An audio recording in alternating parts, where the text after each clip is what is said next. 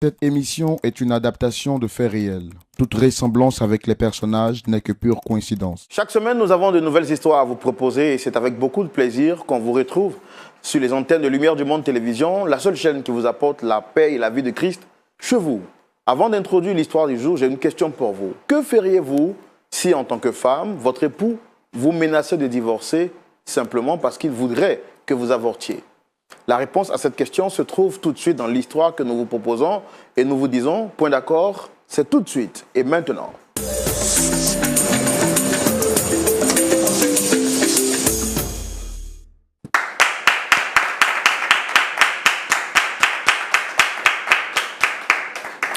Lorsqu'une question est posée, il nous faut absolument apporter une réponse. C'est pour répondre à cette question que nous sommes ici aujourd'hui avec notre pasteur consultant, le pasteur Jean-Yves Tchoumou, à qui nous disons grand shalom. Pasteur Tchoumou, vous allez bien? Oui, ça va. Shalom Roland. Super. Oui. Content de vous retrouver. Merci. Moi également. Toujours à votre poste. Oui. C'est là que le Seigneur me veut. Voilà, c'est là que le Seigneur vous veut. Voilà. Et moi aussi, le Seigneur me veut à cette place. Voilà, justement. Voilà. Pasteur Tchoumou, sans frère Roland, c'est inimaginable. Ne voyez même pas sans rêve. Si vous voyez sans rêve, c'est un cauchemar. Il faut prier pour vous réveiller très vite. Allez, que le Seigneur vous bénisse. Et aujourd'hui, nous sommes contents de partager avec vous une nouvelle histoire. Pasteur Tchoumou, on va recevoir notre première invitée sur ce plateau avec votre permission. Bien sûr. Super. Merci public de la recevoir avec vos applaudissements.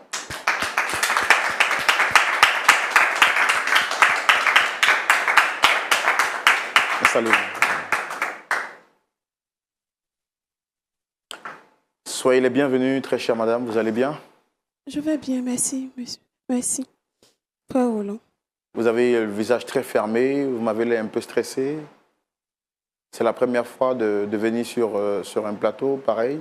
Oui, c'est ma première fois. D'accord. Il n'y a pas de problème. En tout cas, vous êtes habillé dans les couleurs des chaises. La couleur jaune, c'est la couleur de l'espoir. Et on espère que l'espoir sera permis pour vous ce soir. Alors, je vais vous laisser le soin de vous présenter et de nous dire quelle est la personne que vous souhaitez rencontrer sur le plateau. Je suis Madame Adia et je suis mariée depuis 7 ans. Je suis mère de 4 enfants, de 4 garçons. Et tout va bien, je dirais que ça va. Mais comme on le dit, dans la vie, il y a des hauts et des bas. Et donc, présentement, je fais face à un problème. J'ai essayé de résoudre le problème un peu partout, mais je n'ai pas eu de solution. Et donc, j'ai mon ami qui suit un peu l'émission, qui m'a conseillé de venir ici pour expliquer mon problème. Parce que vous avez l'habitude de résoudre les problèmes. Et c'est pour cela que je suis là. D'accord. Et quelle est la personne que vous souhaitez rencontrer? Mon mari. D'accord. On suppose monsieur Adia. Monsieur Adia, oui. D'accord. Ok. Il n'y a pas de problème. Bon. Après, c'est vous qui souhaitez le rencontrer. Vous dites qu'il y a un problème avec votre époux. Nous, on veut savoir qu'est-ce qu'il y a exactement, quel est le problème. On va le savoir dans notre rubrique, le grand déballage, et c'est maintenant. Dame Adia, vous nous dites que vous êtes mère de 4 enfants. Oui. Même si votre visage paraît plus jeune. Mais bon, il ne faut jamais juger une personne par son apparence. Quel est le problème qu'il y a avec votre époux?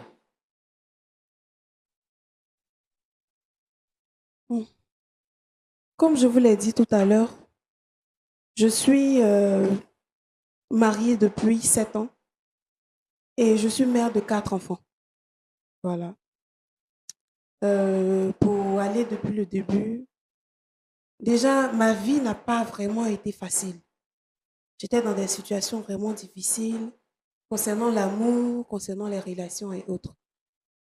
De base, je m'étais décidée auparavant de ne jamais me mettre en relation avec qui que ce soit. Parce que j'ai eu trop d'expériences difficiles. Et quand j'ai rencontré monsieur mon mari, c'était un jour, je partais à un supermarché avec une amie qui fêtait son anniversaire. Et lorsqu'on entrait dans le supermarché, j'ai vu un monsieur qui sortait. et on s'est regardé, mais le regard n'était pas normal en fait. Donc quand je suis rentrée, on a fait des courses, on était vraiment, vraiment concentrés sur les achats parce que c'était l'anniversaire de ma copine. Donc, Faites l'effort de parler un peu, de rapprocher le micro de la bouche. D'accord. Donc, comme je disais, on faisait des courses et le monsieur que j'avais rencontré à la sortie, je l'ai encore revu à la caisse. Donc, ça m'a semblé un peu bizarre. Mais après, je me suis dit que c'est un supermarché, tout le monde peut entrer et sortir à l'heure qu'il veut. Et donc, moi et ma soeur, nous sommes arrivés et j'ai eu l'impression que le monsieur, il nous attendait en fait. Donc, dès qu'il nous a vu venir, il a acheté sa bouteille d'eau qu'il tenait en main et il est sorti. Et à notre tour, nous, on a payé ce qu'on devait payer et on est sorti. Et quand on est sorti, ce même monsieur s'est rapproché de moi. Et il m'a dit qu'il voulait vraiment me rencontrer, que il était attiré par moi, qu'il aimait les filles naturelles et que vraiment, il ne sait pas ce que l'avenir nous réserve, mais il veut quand même passer du temps avec moi, il veut me connaître. Après, bon, j'ai accepté de donner mon contact comme ça, parce que je ne sais pas, je me suis dit, on ne sait jamais. Et quand il a pris mon contact, on a causé, on s'est rencontrés. La première fois, on allait à un restaurant et vraiment, le courant est passé. Le courant est vraiment passé. Donc, je suis revenue sur ma décision. J'ai accepté d'essayer une relation avec lui. Voilà. Et vraiment, par la grâce de Dieu, tout s'est bien passé. J'ai dit Dieu parce que Dieu, c'est notre base. Moi, je suis la fille d'un pasteur. Et tout ce que je fais, je confie à Dieu. Par la grâce de Dieu, tout s'est bien passé.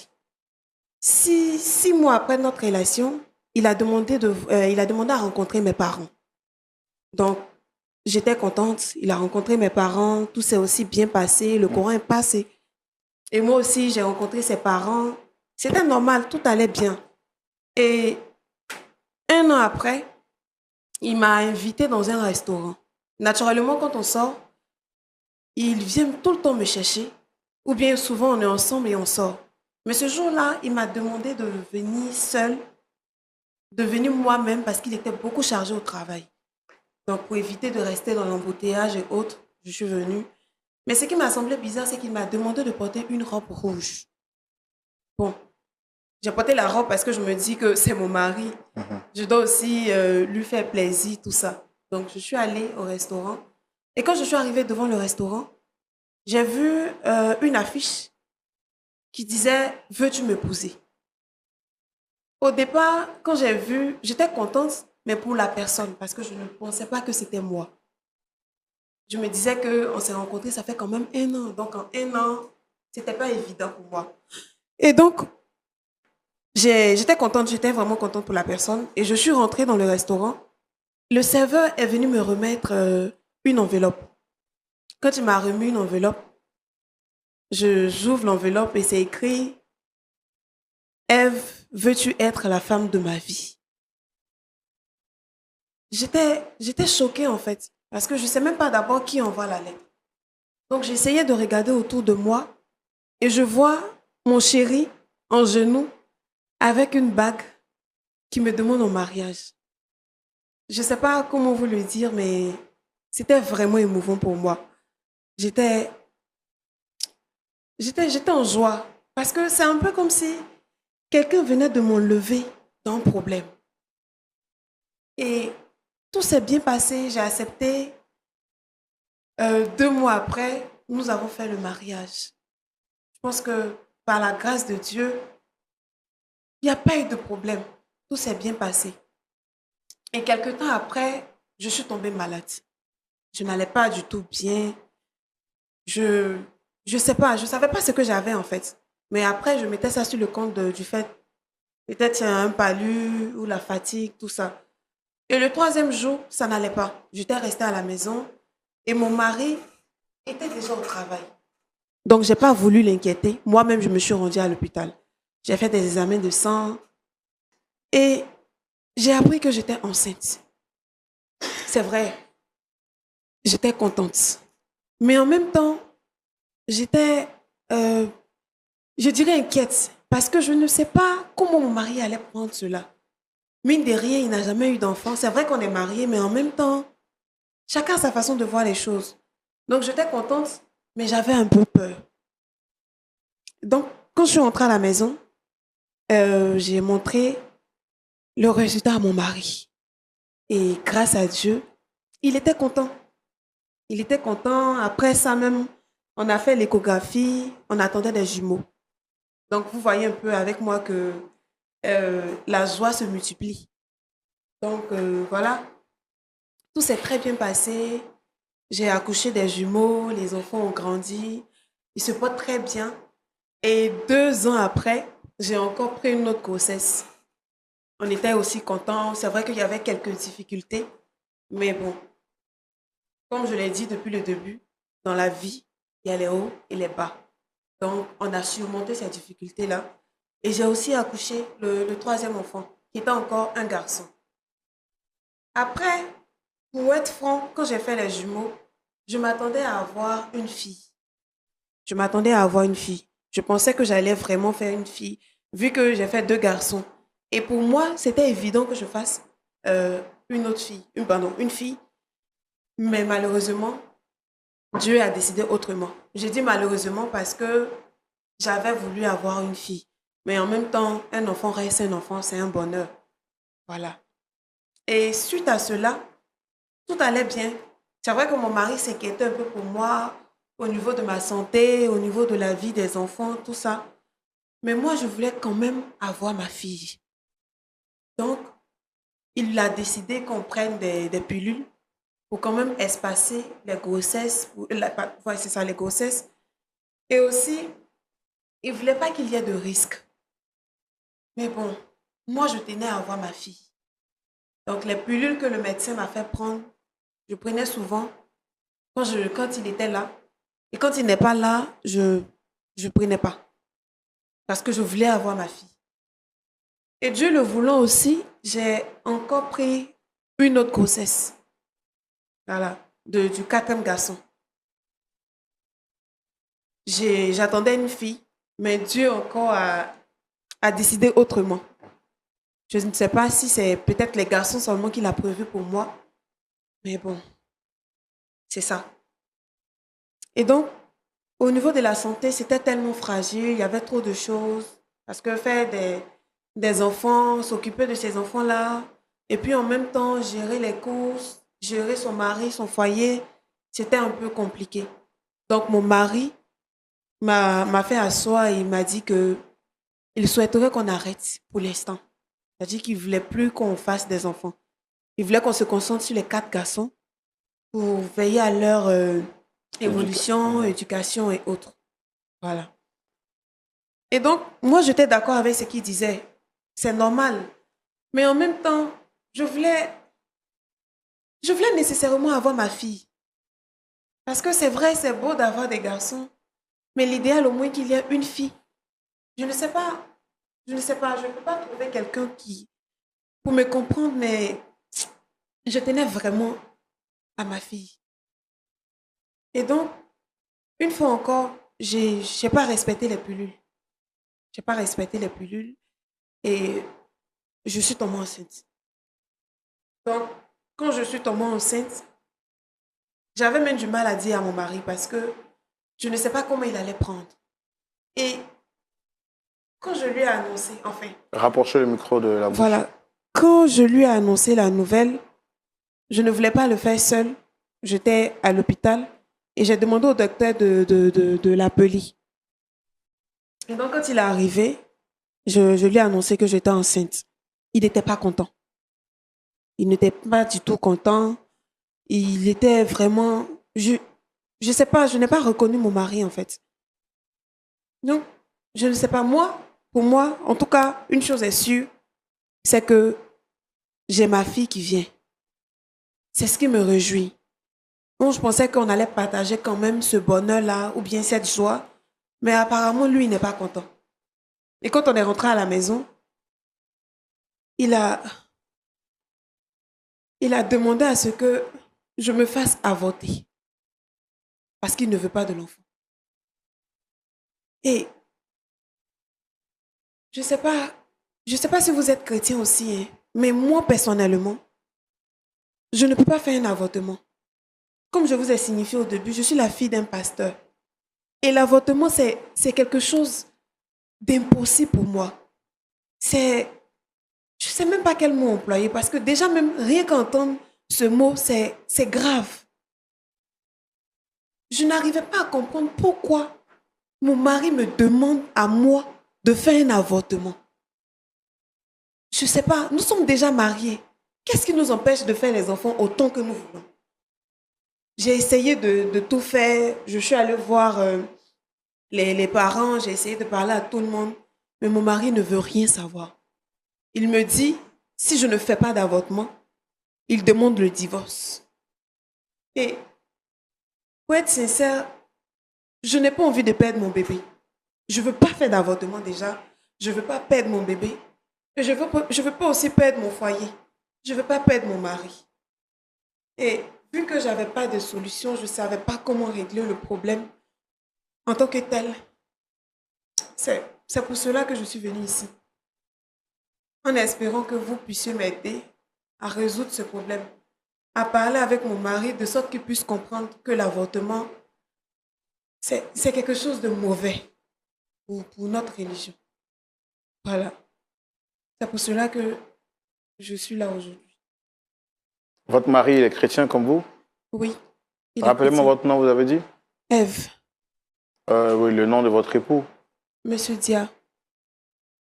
Monsieur Adia, mais je l'appelle Monsieur Dia.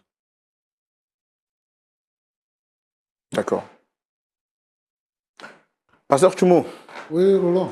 Voici une question à laquelle nous sommes confrontés. Ils sont mariés depuis environ plus de 7 ans. Ils ont 4 enfants. Monsieur a souhaité, d'un commun accord, qu'il ne puisse plus avoir d'enfants. Et bon, on ne va pas dire malheureusement, parce que la femme aussi a pris, elle attend une autre grossesse. Parce qu'elle veut forcément avoir un enfant. Une fille. Une fille. Son mari lui dit, pas question, si tu te mets dans cette voie, ben moi je décide de me séparer de toi parce que je ne veux pas d'un 5e enfant. L'avenir d'un enfant, ça se prépare, ça se planifie. Elle dit, le truc est déjà arrivé. Moi, en tant que chrétienne, je ne peux pas me permettre d'avorter. Son mari lui dit, ben, si tu n'avortes pas, c'est qu'on se sépare. Elle est passée par tous les moyens pour trouver une solution, mais bon, point de solution. Donc, elle vient à point d'accord, espérant qu'elle puisse trouver un accord et que l'espoir soit finalement permis, tout comme le jaune qu'elle porte. On va recevoir également son mari. Ok. Pour entendre sa version. D'accord. Merci public de recevoir M. Adia sous vos applaudissements, s'il vous plaît.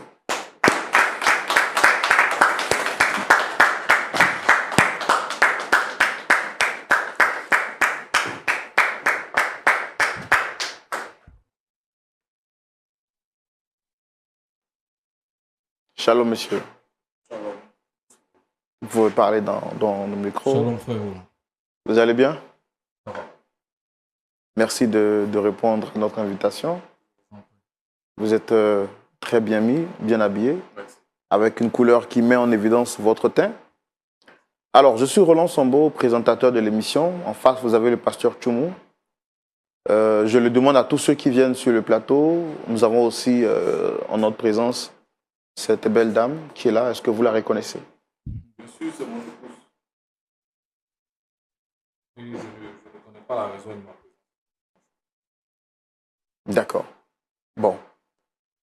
En tout cas, c'est elle qui a souhaité vous rencontrer. Mais avant que je lui donne la parole, je voudrais savoir est-ce que tout va bien entre vous? Pour ma part, tout va bien. Sauf que j'ai une épouse, je pense que qui s'endette. S'endette beaucoup. Ça fait maintenant, on a fait plus de 7 ans de mariage. Et je suis une personne, dis-moi, j'étais une personne qui n'était pas vraiment casée. Voilà. Je tournais un peu de gauche à droite quand je l'ai rencontrée.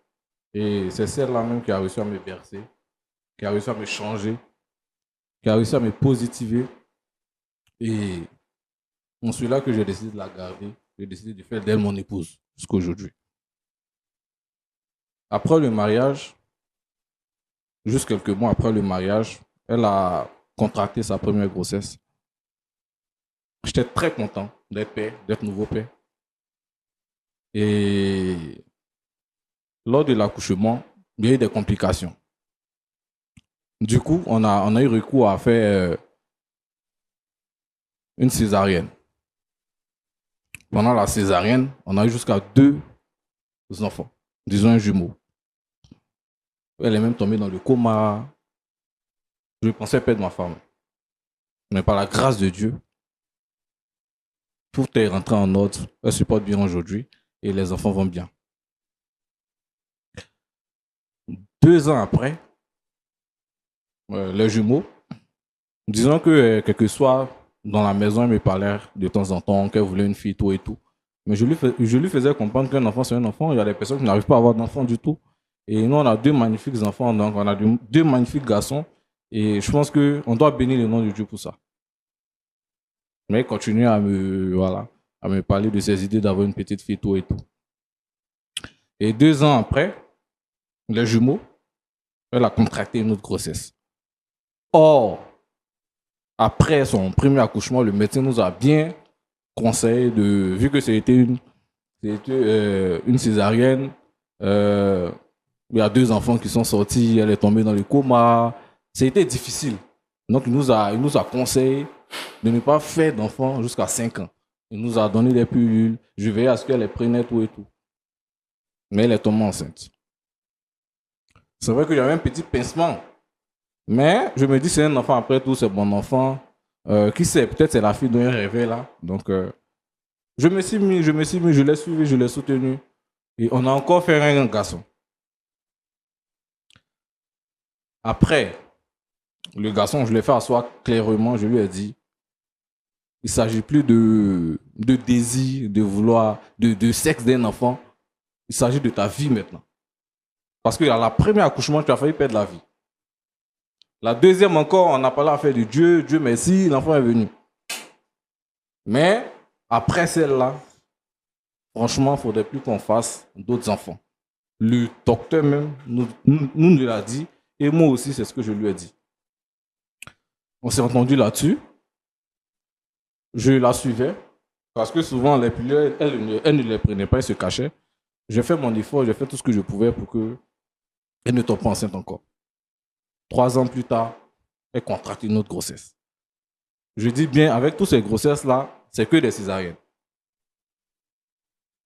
On peut dire même qu'on a dépassé la science de la médecine. Hein. Si elle a survécu encore au 4e bébé, 3 grossesses, mais jumeaux, un et l'autre, par césarienne. Peut-être même on va mettre son nom dans le livre de médecine parce que c'est rare que ça arrive. Après le 4e enfant, c'est vrai que j'étais content, j'étais joyeux, mais j'ai compris que j'ai une femme qui est très têtue, qui est obstinée, qui est endettée et qui persiste dans sa bêtise. On ne peut pas la raisonner. Donc j'ai pris des décisions fermes. Je lui ai dit plus d'enfants et plus d'enfants. Nous sommes très jeunes. Même en dehors du fait que ce soit sa santé, les enfants, on les nourrit. Les enfants, ils iront à l'école. Et si elle perd la vie, les enfants, ils auront quelle mère? On connaît tous les jeunes filles d'aujourd'hui. Tu vas aller prendre une autre fille pour s'occuper des 4 enfants. Je lui ai dit, reste tranquille.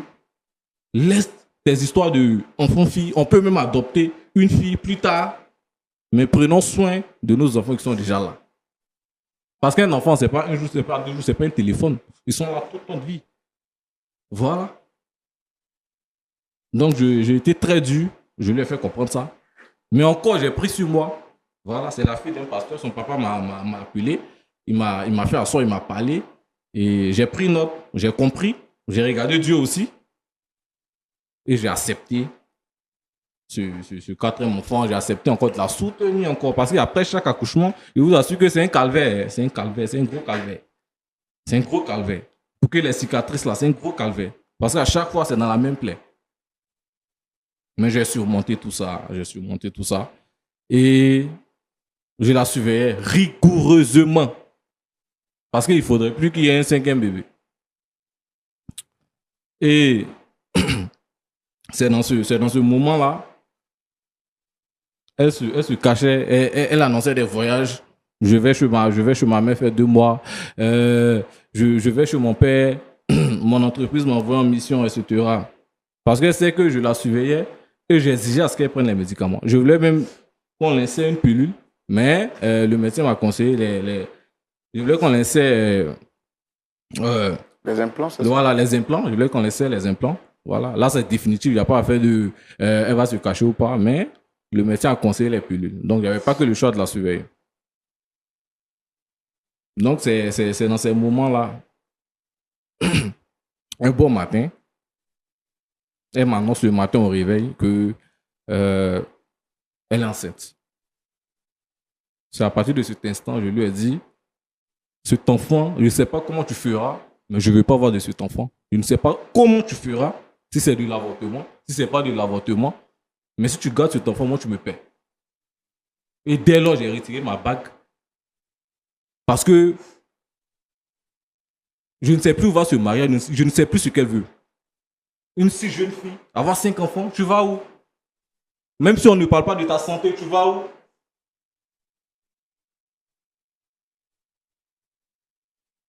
Donc moi, je ne veux plus de ce mariage. Si elle veut cet enfant, je ne veux plus de ce mariage. Alors donc vous dites que vous ne voulez pas de cette grossesse. Si elle garde la grossesse, elle vous perd. Parce que je ne veux pas sa mort sur ma conscience. Parce que cette grossesse, je suis sûr que c'est sa tombe qu'elle est en train de creuser comme ça. Parce que toi, tu es Dieu. Comment tu fais pour savoir que c'est ma tombe? C'est quelle manière de réfléchir ça? Donc chaque jour quand tu pars t'asseoir à l'église, c'est comme ça que tu réfléchis. Donc les 2, les 3 fois qu'on a fait l'accouchement, tout s'est bien passé. C'est qui? C'est grâce à qui? C'est grâce à Dieu. Et qu'est-ce qui te fait dire que l'avortement dont tu parles là, je ne vais pas mourir? C'est à cause de ce Dieu-là que j'ai gardé le 3e et le 4e enfant. Les médecins, leur connaissance, ça vient de qui? Ça veut rien dire. Mais si c'est Dieu qui guérit. C'est médecin dont tu parles là, c'est Dieu. C'est grâce à Dieu qu'ils existent. Mais va coucher à l'église. Va coucher à l'église. Tu vas faire quoi à l'hôpital? La césarienne, c'est les anges qui descendent. C'est les anges qui t'ont opéré. C'est pas un médecin. Mais pourquoi tu prends ces comprimés? Qu'est-ce qui fait que tu vas bien aujourd'hui? Est-ce que tu t'entends parler? C'est la prière.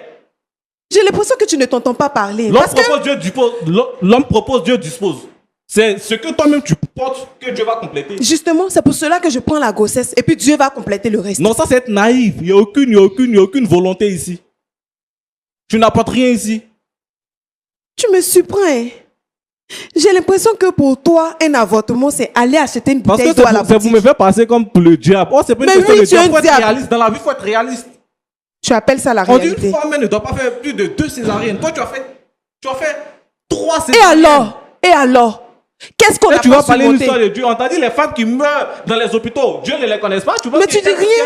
Ça veut rien dire. Justement, elle meurt parce que c'est le moment pour elle de mourir.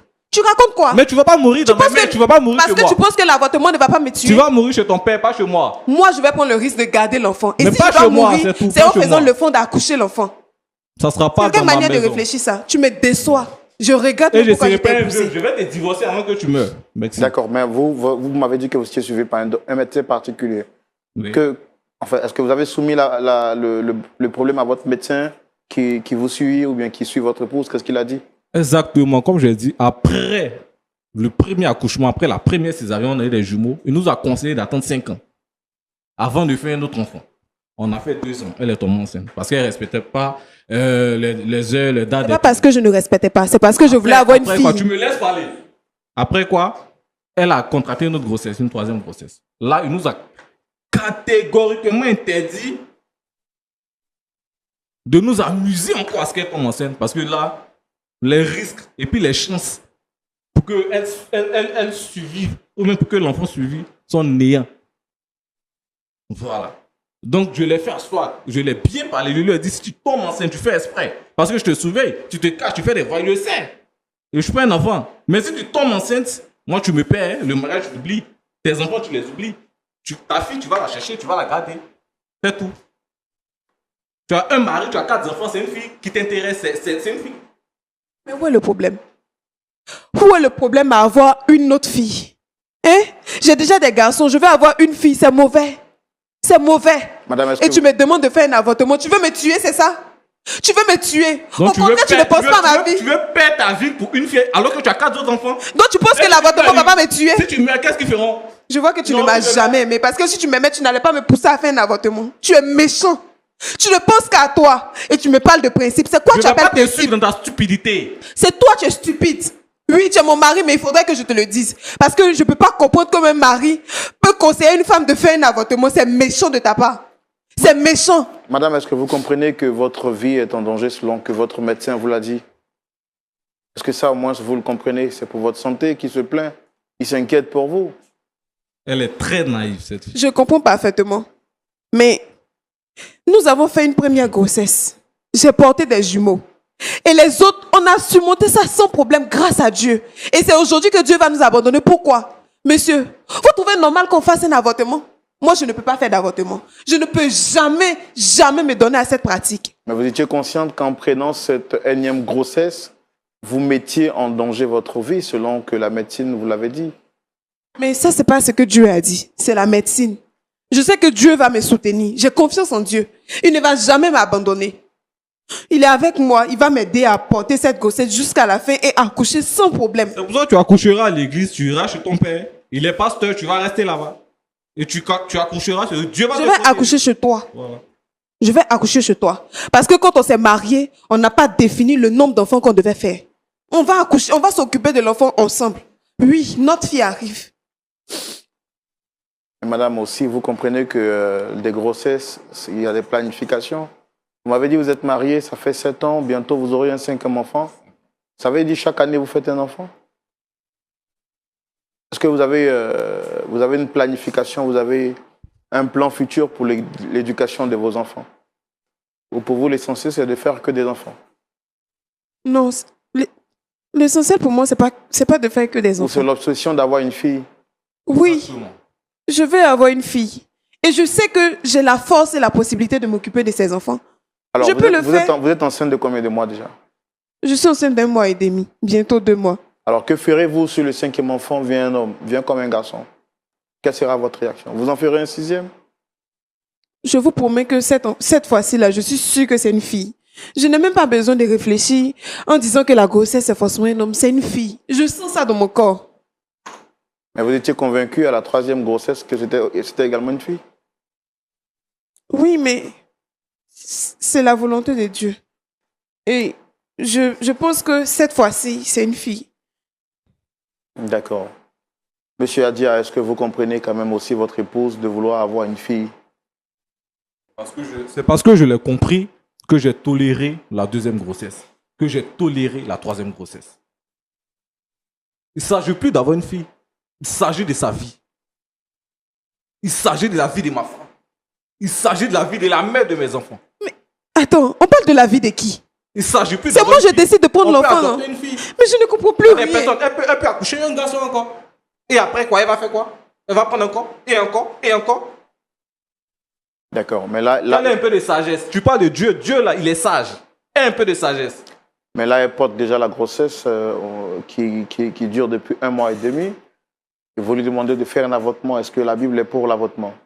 La Bible n'est pas pour l'avortement, mais c'est la Bible. C'est Dieu qui a donné la sagesse, l'intelligence aux médecins de créer la médecine. Même quand la médecine n'a pas été créée, la médecine moderne n'a pas été créée, nos parents, ils avaient des feuilles. Ils utilisaient ces feuilles, aujourd'hui, ils ont transformé en comprimés, etc.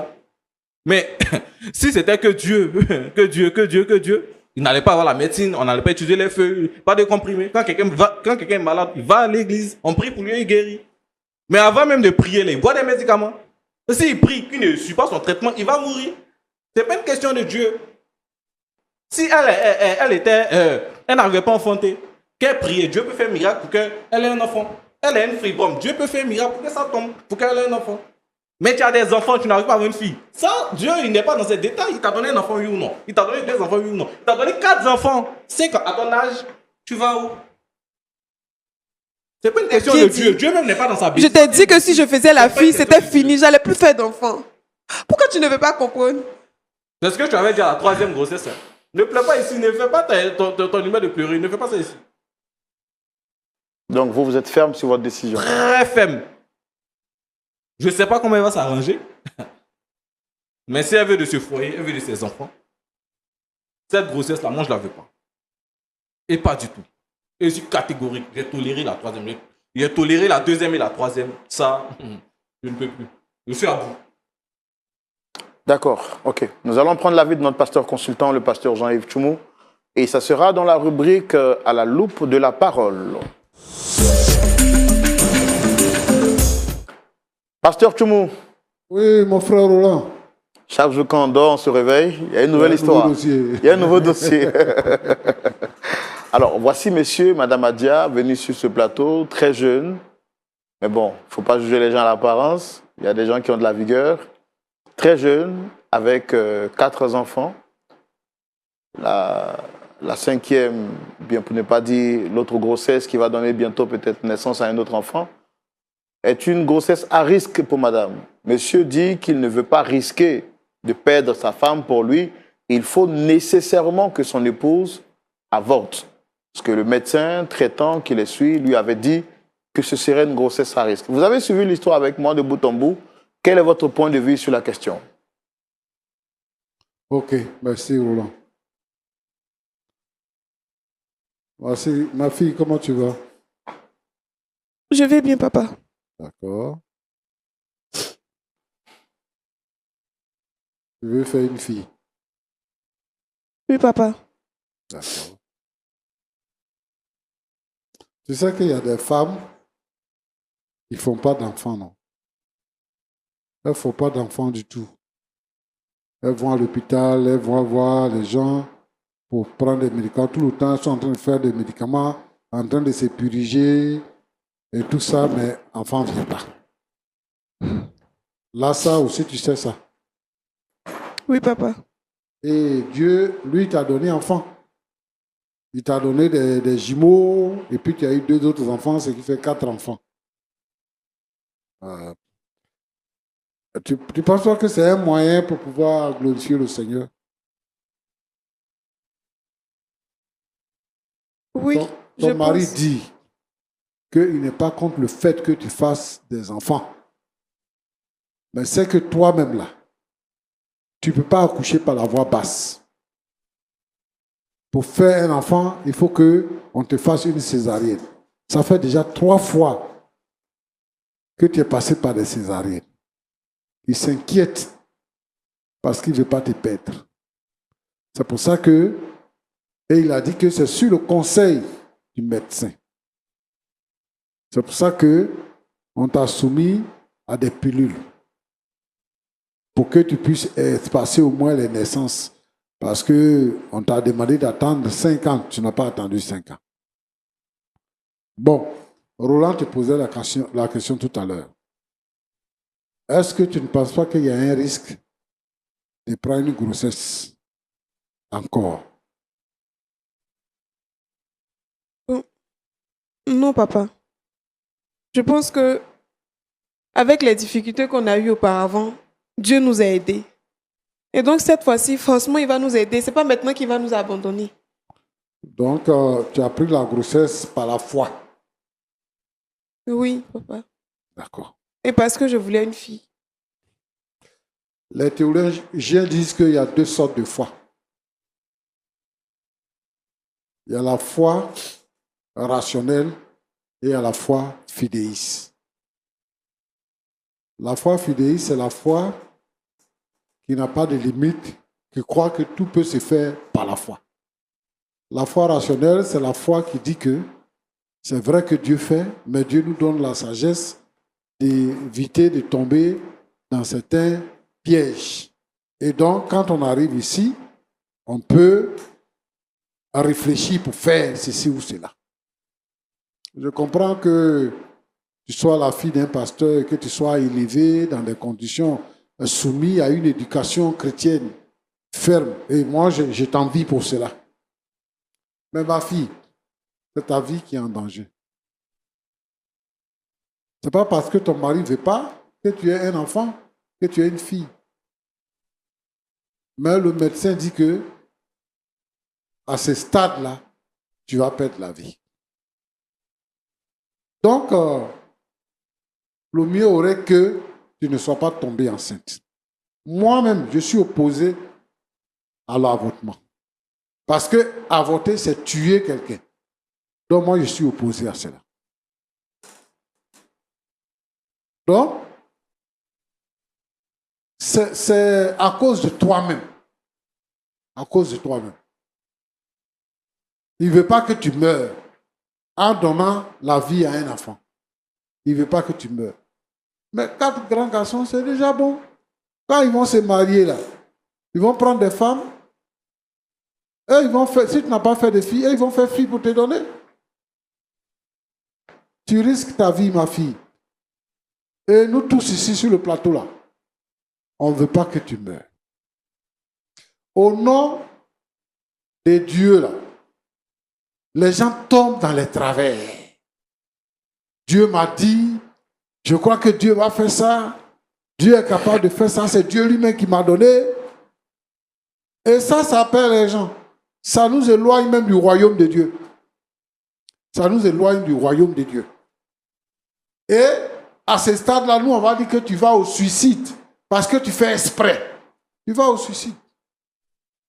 Tu es en train de discuter avec ton mari. Ça prouve que tu ne respectes pas ton mari. C'est-à-dire que même tu ne prends pas les pilules là, tu ne respectes pas ton mari. Et tu viens sur le plateau, il est en train de parler de ta vie, hein?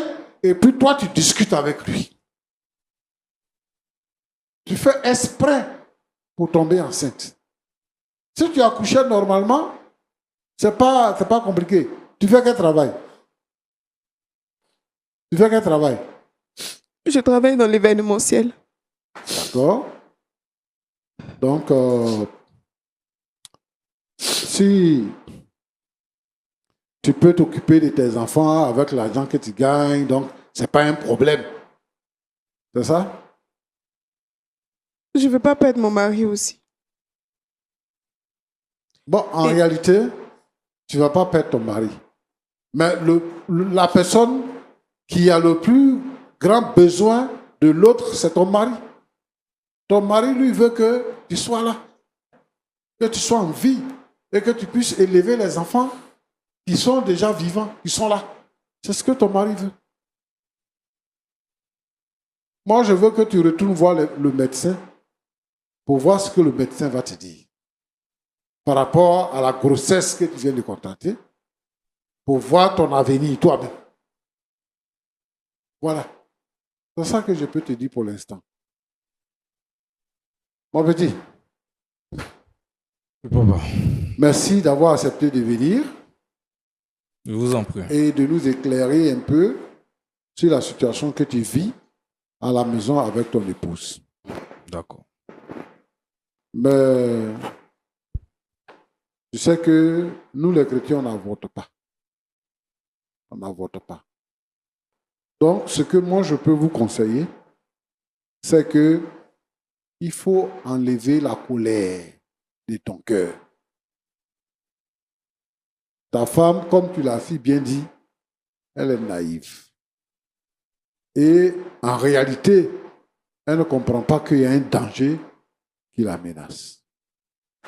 Il faut que tu ailles avec elle chez le médecin pour que le médecin parle avec elle et que le médecin lui-même il prenne la décision qui s'impose. Tu ne peux pas dire à ta femme qu'il faut avorter. Parce que on vous a dit que si elle devait contracter une grossesse, il fallait 5 ans. Mais en 2 ans, elle a pris une grossesse et elle a pris une autre grossesse et elle est vivante. Donc, il faut aller voir le médecin pour que le médecin vous dise ce qu'il y a lieu de faire. Que toi-même, de décider de faire l'avortement. Moi, je comprends. Mais tu sais, souvent, Dieu aime les personnes naïves. Jésus dit que laissez venir à moi les petits enfants. Parce que le royaume des cieux appartient à ceux qui les ressemblent. C'est-à-dire que les enfants, ils sont naïfs. C'est pour ça que Dieu aime ceux qui sont comme les enfants. Allez-y voir le médecin. Et il faut être moins dur avec ta femme. Et selon ce que le médecin va dire là, il faut impliquer son père là-dedans. Son père, il est pasteur et c'est votre pasteur. Il faut l'impliquer dans le problème. Pour que lui-même, il puisse parler à sa fille avec le médecin. Pour que la raison puisse triompher. C'est ce que je peux te donner comme conseil. Mais que ce soit toi ou que ce soit un autre frère en Christ, vraiment, qu'aucun frère ne dise à sa femme, va faire un avortement. C'est comme par exemple, s'il y a une âme ici, je vais vous la remettre et puis je dis, tirez sur moi. Si vous avez la force de me tuer, c'est ce que vous êtes en train de dire, il faut avorter. Vous avez la force de tuer votre enfant. Et ça, c'est très dangereux, mon petit. Il ne faut pas dire ça. Si c'est une décision qui vient de la médecine, on comprend que c'est une grossesse à risque, on ne peut pas faire autrement. Mais moi, je comprends que tu ne veux pas perdre ta femme. Mais il faut parler avec les médecins et voir ce qui s'impose. Maintenant, si elle peut accoucher, on va la laisser accoucher, mais désormais, on va éviter qu'elle tombe enceinte. Et ce que tu as dit là, c'est ça. C'est-à-dire que comme elle-même ne peut pas contrôler ses grossesses et tout ça, il faudra que les médecins agissent sur son corps pour ne plus qu'elle soit capable de procréer. Là, ça c'est un autre problème. Mon frère Roland. Pasteur. Il y a beaucoup de frères et sœurs qui pensent que faire un avortement, c'est banal. Parce que l'enfant n'est pas encore né. Mais je vais dire ceci. Qu'est-ce que la Bible dit? Quand Jérémie parle de son appel, il dit que avant que tu ne sois formé dans le sein de ta mère, je te connaissais. Et avant que tu ne sois né, je t'avais établi prophète. Donc, un embryon a la même valeur qu'un homme de 30 ans, un homme de 50 ans, un homme de 80 ans. C'est-à-dire qu'un embryon, là, il a une âme. Et l'âme a la même valeur que ce soit un embryon, un enfant, un vieillard, devant Dieu. Et la Bible nous recommande fermement de ne pas être un assassin. Faire un avortement, c'est un assassinat. Et il faut que... C'est-à-dire que si on doit avorter, c'est que vraiment, on est à la limite. Et que la médecine ne peut plus rien faire, donc la médecine provoque un avortement. Donc moi, je voudrais encourager les frères qui pensent que c'est une autre solution. Beaucoup de nos filles, quand elles sont chez nous à la maison, elles ne sont pas sérieuses, elles contractent des grossesses, elles vont faire des avortements. Et on perd beaucoup d'enfants comme ça, qui décèdent. Parce que cache la grossesse, ça va faire un avortement. Ses camarades lui conseillent certaines décoctions. Et elles meurent. Des filles des chrétiens, des filles des pasteurs meurent comme ça. Et moi, je pense qu'il faut limiter les risques. Un enfant, c'est un enfant. Un enfant qui naît là, on ne sait pas ce qui va devenir demain. Aujourd'hui, quand on voit les gens, les cadres de chez nous, on est content. Quand dans votre famille, il y a un ministre, quand vous causez avec les gens, vous êtes fiers de le présenter, de dire que telle personne-là, c'est mon oncle. Le ministre, là, on est des mêmes villages. Si sa mère avait avorté, il ne serait pas cadre de votre village, il ne serait pas ministre. Si la maman de pasteur Tchouma vous avez avorté, je ne serais pas là aujourd'hui. C'est clair. Et les enfants qu'on met au monde là, ils viennent pour nous remplacer. Nous, on est là, on est en train de passer. Les enfants qui naissent là, parce que nos parents ne sont plus là. Donc, c'est les enfants qui viennent pour nous remplacer. Si on commence à tuer les enfants, alors il n'y aura plus, on va exterminer la race humaine. Donc, moi, j'invite les frères et les sœurs à ne pas tomber dans le piège du diable. Un avortement, c'est un assassinat. Ce qu'il faut faire, c'est d'éviter le péché. Pour ceux qui ne sont pas mariés, il faut éviter l'impudicité. une vie sexuelle qui n'est pas rangée. Il faut éviter ça. Et marcher dans la droiture. Quand tu as ta femme, si elle tombe enceinte, même si les grossesses ne sont pas espacées, tant que ce n'est pas une grossesse à risque et que les médecins ne recommandent pas ça, il ne faut pas faire. Sinon, tu es coupable devant le Seigneur. Moi, je souhaite que vous puissiez vous entendre. Comme j'ai dit là, il faut partir avec ta femme, allez-y chez le pasteur, son père, parler avec lui et aller voir le médecin pour voir la décision. Je ne veux pas vous manquer de respect, mais je préfère perdre un enfant que de perdre ma femme et un enfant. Oui. La limite dont vous parlez là, le médecin nous a déjà donné des limites. Après la première grossesse, on nous a donné des limites. Après la deuxième grossesse, on a donné les limites. Après la troisième grossesse encore, moi je ne peux plus. Si tu gardes cet enfant, tu ne peux plus.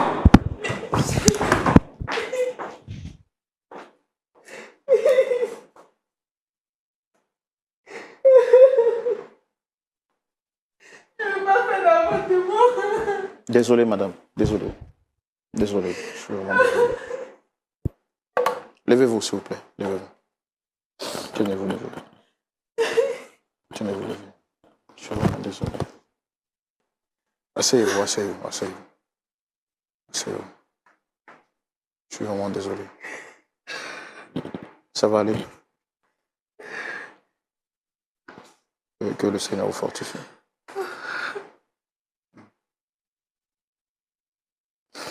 Wow.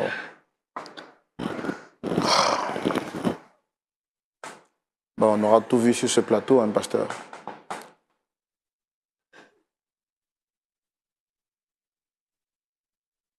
Pasteur, je pense que ce frère, il a besoin de Jésus. Oui. Il est vraiment touché. Est-ce que vous pensez que c'est un manque de foi? Non, ce n'est pas un manque de foi. Mais il est en train de traduire un besoin réel. Moi, je pense que ce que je dois faire, c'est que j'aurai besoin du contact du pasteur, c'est-à-dire son père, pour parler avec lui. D'accord.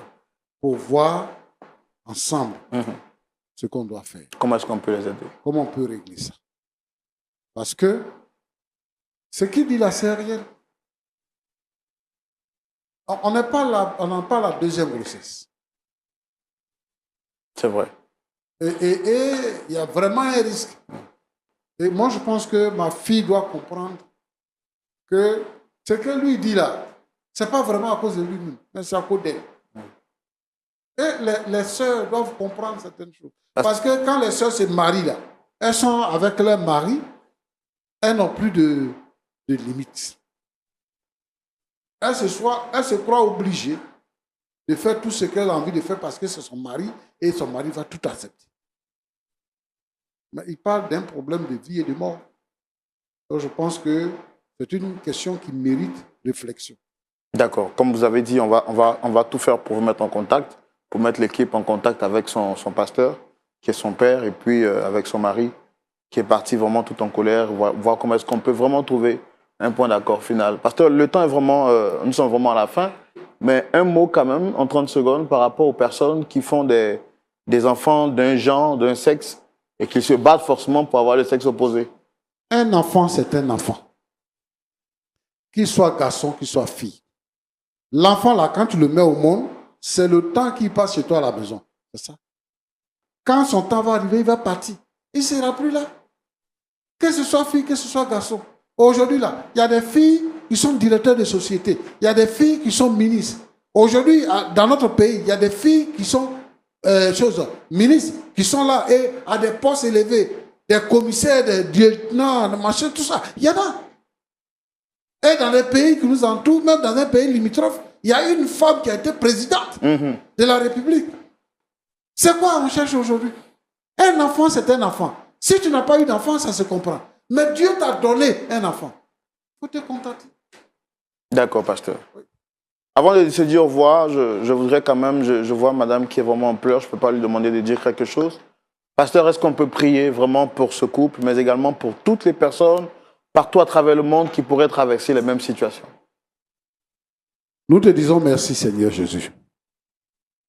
Je te prie, Seigneur, pour tous les couples où il y a un problème de ce genre.